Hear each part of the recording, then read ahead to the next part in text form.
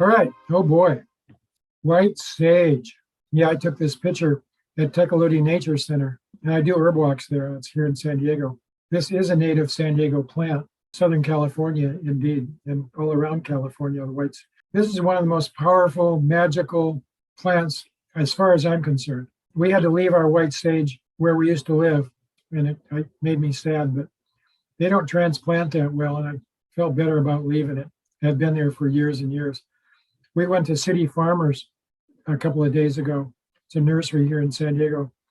And I bought a new one. So we're going to plant it here in the yard. So sages, salvias, as you can see, this salvia is the genus and apiana is the species. There's a bunch of different salvias. The word salvia itself derives from the French word salvier, which means to save. And that alludes to its very tremendous healing powers, disinfecting and medicinal powers. In fact, there's an English proverb that says, "Why should a man die whilst sage grows in his garden?"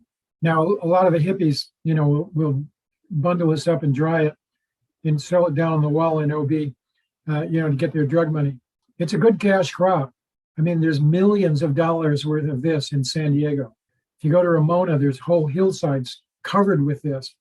And it's like $25 a pound. So this is, if you want a little, part-time business, harvesting the white sage in San Diego, in places where, of course, you have permission to do that, is a fairly lucrative business. You could pick easily 50 pounds of this in a day. And if you do the math on that, 50 pounds, well, that's wet.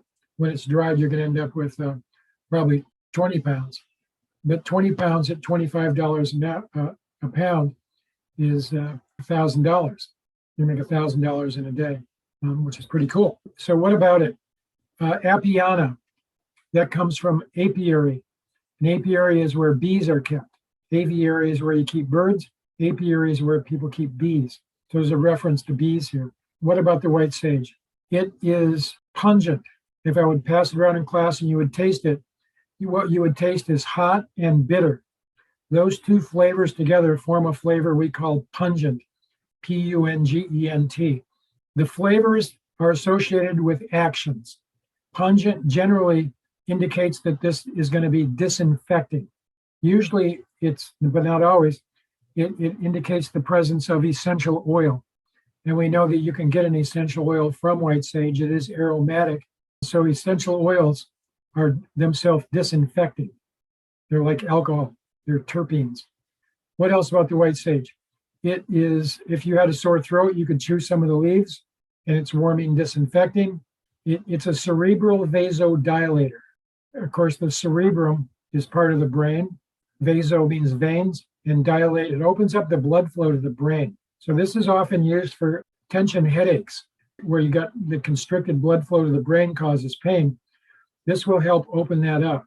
It's also, by giving you more blood to the brain, it's giving you more oxygen and more glucose. So you're going to make more ATP. That's energy. So it's a brain tonic. Sage is sometimes referred to an elderly person that has not lost their mental faculty, an old person that's not senile, a sage. I'll be 76 next month, and my brain still works. A few weeks ago, I guess it was about 3 weeks ago, I was down at the YMCA in Mission Valley here, swimming in the pool. They opened it back up again.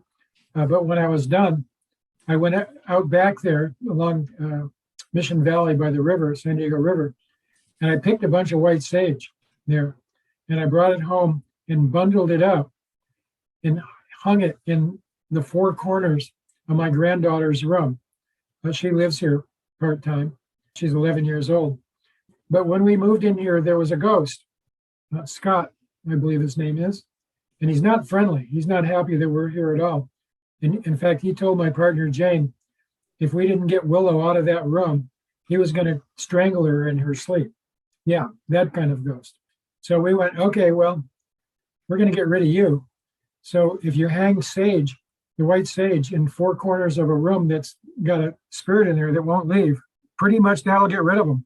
If you burn the white sage, or any sage really, it'll clear energy. So if you got a bunch of crazy energy in a space, We call it smudging, but the Native Americans don't like that word. If you purify it, then it clears that. It's like if you have a whiteboard. In the old days, it was a chalkboard, of course, but these days it's a whiteboard. And you have got a bunch of stuff on there. You can take an eraser and you can erase that. Now you got a clear slate. That's what burning the sages does. But that's not necessarily going to get rid of an entity. But if you hang it in corners of the room, they're going to get very uncomfortable. Okay. And eventually they're going to find somewhere else to be, especially if we're telling them, get your ass out of here. Right. And the rest of you too. Yeah. White sage. It's very astringent. We have herbs that will increase breast milk for nursing mothers, like milk thistle, for example, and fennel seeds, anise seeds, some other things. So that'll increase milk production. But when you're ready to wean the baby and turn that off, if you drink a strong sage tea, it will turn your milk off very quickly. I've had a lot of students say, man, I wish I knew that before. Because if you don't do that, your breasts end up being real engorged and sore for a while because you're not draining that milk out of them. But this will just turn it off really quickly.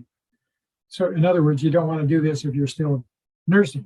Yeah, the natives here in San Diego also took the white sage and they would rub it on their arms and parts of their body to keep insects away and also to descent them when they would hunt. I guess I could go on and on and on about white sage, but that's probably enough.